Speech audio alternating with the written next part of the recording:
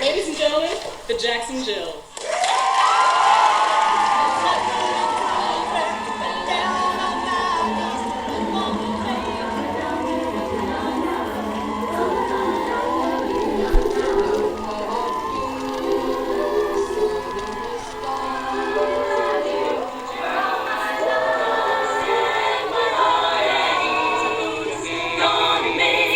Sentimental journey to renew old memories.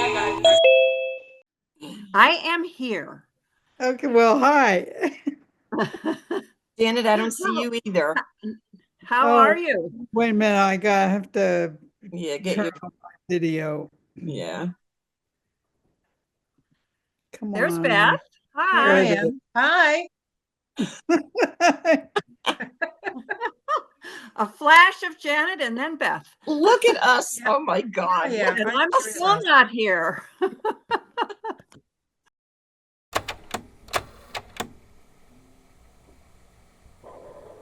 The first group this evening was founded 11 years ago. They've traveled extensively this year throughout the eastern seaboard and New England. Please welcome our neighbors, the Jackson Jills. I was Beth Bodie. I'm now Beth Armstrong. I joined the Jills in '69, I think. I was Barbara Broomhead through my undergraduate years. So I'm Janet Williams is my maiden name. I graduated in '69 with Rena. You guys came and sang in the dorm, Metcalf Hall, on my very first night on campus. Yeah, and when you came into my dorm and sang, I just looked at whoever I was near and I said, that's what I want to do. Hi, my name's Nora. I'm a freshman in the Jills. Because I heard the scientist. Oh my God, yeah. And then I leaned over, pretend you're my friend Henry. Yeah. That's what I said.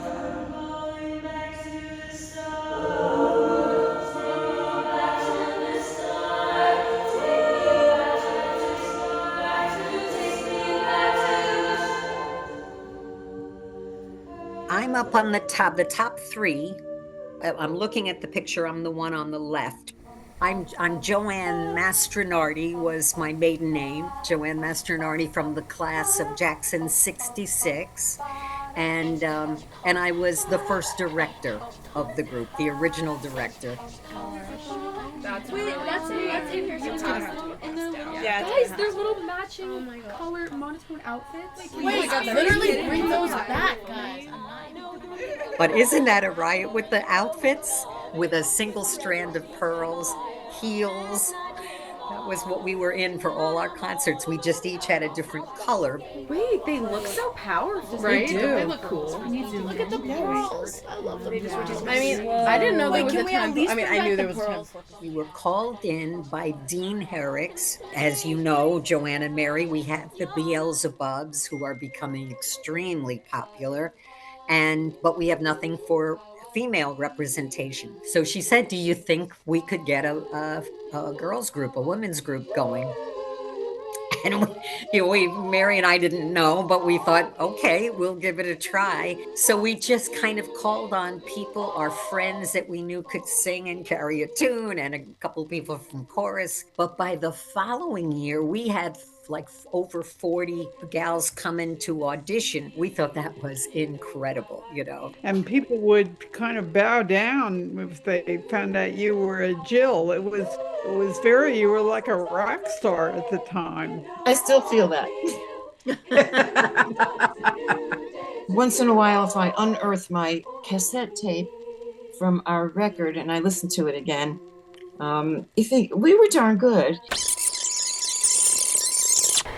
As a girls group, or as a women's group, we I went to the Tufts archives. I found some interesting letters that were sent between Jill's leadership and Tufts. During the spring of 1993, Amanda, the music director of the Jackson Jills at the time, made many unsuccessful attempts to get in contact with Mr. Bryn, who Rebecca Rebecca Rappaport, said, "Are you saying that you will never give the Jills an equal chance because biologically a women's group can never be as good as a men's?" "Yes, that's right," was Mr. Brin's response. Okay, so he's basically sexist. A movie villain. Wow. Mr. Brin also contended that he's justified in giving the Bubs more paid performances because he can, quote, always count on them to look nice. Whereas he accused the Jills of being, quote, dressed in rags on Tuftonia's Day. It's Tuftonia's Day. Hey! Because they hadn't planned on doing so and were dressed in pants instead of skirts or dresses.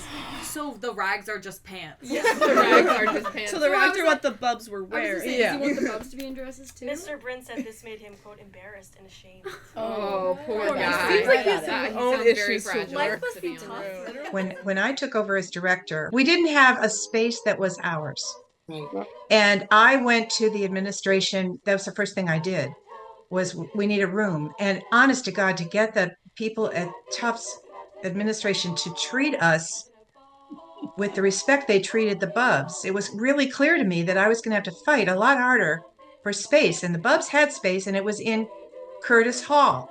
Oh my Of god. course they did.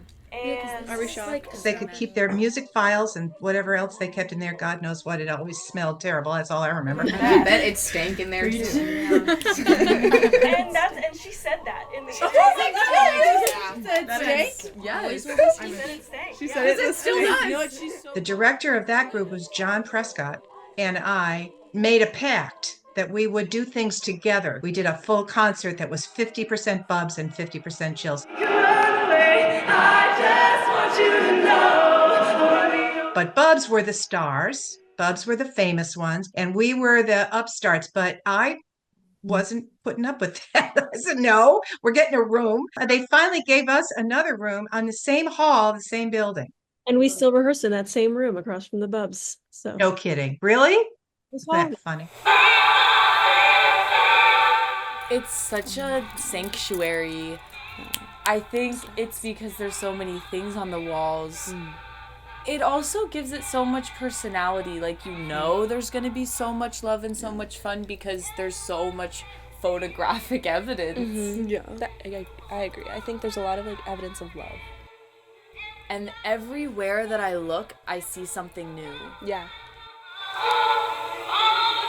I'm also just really excited to write my name on the wall. Me too. I keep planning where I wonder, like, who sat in my seat above him. I know, I always think about that. It's like, I don't know, it's kind of surreal, like, being part of something that's, like, generational. In a weird way, I feel like I feel the legacy.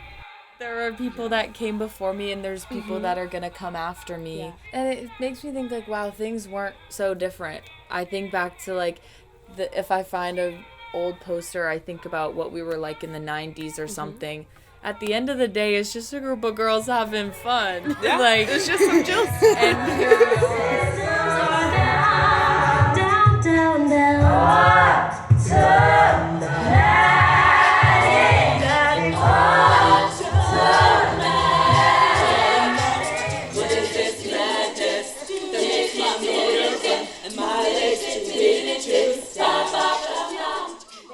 I'm always startled as I tell people when I look in the mirror and realize my hair is gray.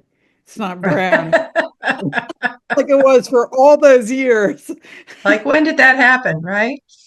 Well, It with happens. the pandemic, I let it go. I love her hair on the her top right. I love her. I was just about to say that. Her hair looks fabulous. I don't know if I'm ready to go back to my natural hair. Who I knows? can't imagine brunette. I know, I don't think I can. It's either. gonna happen one day. It is what it is. Beth, yours is a nice color. It's kind of It's sort of salt and pepper, yeah. Yeah. Gonna take a sentimental journey. Gonna set my heart at ease. I'm gonna be I sit really close to that hoodie, and it is different from the hoodies we wear now, but I think I look at it and like they're very similar to the ones we wear. Being the newest member, it just feels really good to be a part of something that welcoming. And thinking about like the history of it all, it feels good to keep it going. Gonna make a sentimental journey to renew old memories. it seemed to really be one that connected with the audience. And then we started to say, hey, with the lyrics and everything, that'd make a great ending. It came from just being one of our repertoire to being always the final closing song. And are you still using the same arrangement? It's a barbershop type arrangement, and the alto gets the nice solo line going. Yeah. A railroad track that takes me back. Never thought my heart would be so yearning. Why did I decide to roam? I'm gonna take a sentimental journey. Sentimental journey home. I'm on a sentimental journey home. Sentimental Journey apparently has been around since the start. Do you all remember? Oh, yeah. Is that going to be the name of your documentary? Yeah. Oh, it should be. Perfect. That would make a good name. It would. Sentimental.